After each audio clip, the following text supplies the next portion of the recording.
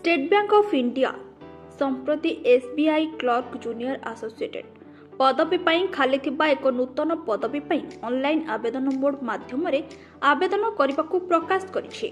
तेणु जो माने योग्य एवं आग्रही प्रार्थी आसंतु समग्र भारत एसबीआई क्लर्क नियुक्ति 2025 एवं अन्य पदवी नियुक्ति 2024 विषय में आवेदन करिबार प्रक्रिया जांच करिबा पई वीडियो को शेष पर्यंत देखंतु।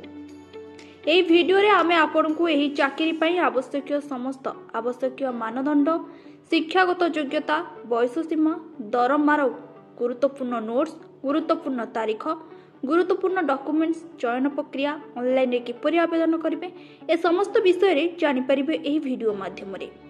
तेबे आसंतु जानिबा डिटेल्स रे। तेबे ऑर्गेनाइजेशन नेम बा संगठनर ना रहिछि State Bank of India SBI. चाकरीर प्रक्रिया रही कि प्रकार रही स्थायी, वर्ग रही केंद्र सरकारी चाकरी, पदवीर ना रही जूनियर एसोसिएटेड बा क्लर्क। मोट पदवी रही 5583। आवेदन पद्धति किपरि ना ऑनलाइन माध्यम ही रहिबो। तेबे केउ माने आवेदन करि परिबे ना सर्वभारतीय प्रार्थी। पोस्टिंग स्थान होउची सारा भारत रे, ओडिसा रे मध्य होई परिबो। तेबे शेष तारीख रहुची 26 अगस्त 2025। तेबे पुरुष और महिला उभय ही आवेदन करि परिबे। तेबे शिक्षागत योग्यता कौन रहिथिबा आवश्यक। स्टेट बैंक रो सरकारी विज्ञप्ति अनुसार प्रार्थी माने एक स्वीकृति प्राप्त विश्वविद्यालय रु जे कोनोसी विषय रे स्नातक पास करिथिबा आवश्यक। स्नातकोत्तर शेष वर्ष सेमेस्टर रे थिबा प्रार्थी माने मध्य अस्थायी भाव में आवेदन करें। तथापि सेमानंकु 31 डिसेम्बर 2025 किंबा ता पूर्व स्नातक परीक्षा रे पास करिथिबा प्रमाणपत्र प्रदान करबाकू पड़िबो। समग्र दौत डिग्री बा आईडीडी थिबा प्रार्थी माने निश्चिंत करिवे जे पास तारीख 31 डिसेम्बर 2025 किंबा ता पूर्व अटे। तेबे एसबीआई क्लर्क नियुक्ति 2025 रो खाली पदवी विवरण विषय आसंतु जानिबा। 5180 होउची नियमित खाली पदवी आउ 403 होउची बैकलॉग खाली पदवी।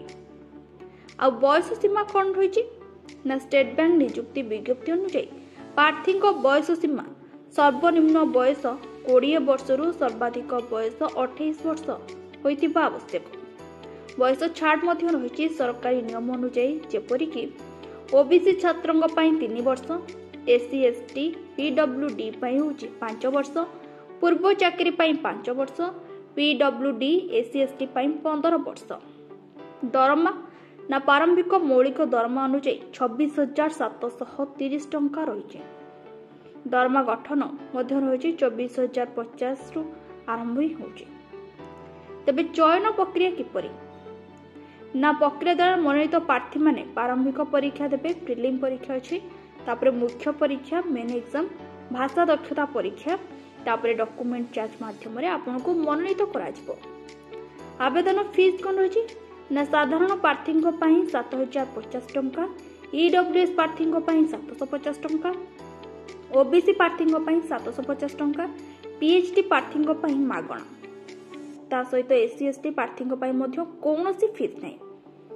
जदि अधिक सूचना दरकार तेबे ऑफिशियल वेबसाइट जाइए देखिपारे। तेबे एसबीआई क्लर्क नियुक्ति 2025 गुरुत्वपूर्ण डॉक्यूमेंट कौन आवश्यक। प्रथम दरकार योग्यता प्रमाण पत्र, ता सह दरकार जन्म तारीख जेमिति कि एचएससी सूचित करुथुबो प्रमाण पत्र।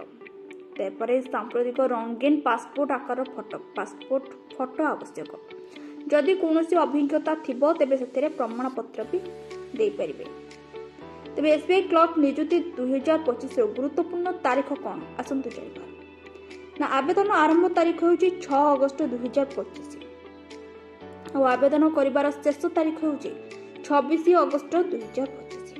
और प्रारंभिक बा प्रिलिम परीक्षार तारीख होउची सेप्टेम्बर 2025 हेबो और मुख्य परीक्षा तारीख अस्थायी ठीक होइनी, फिर भी नवेम्बर 2025 रे अनुष्ठित हेबो। तेबे जदि आम भिडियोटी भल लागिथिबो लाइक शेयर सब्सक्राइब करने को जमार भी भूलिबे नहीं।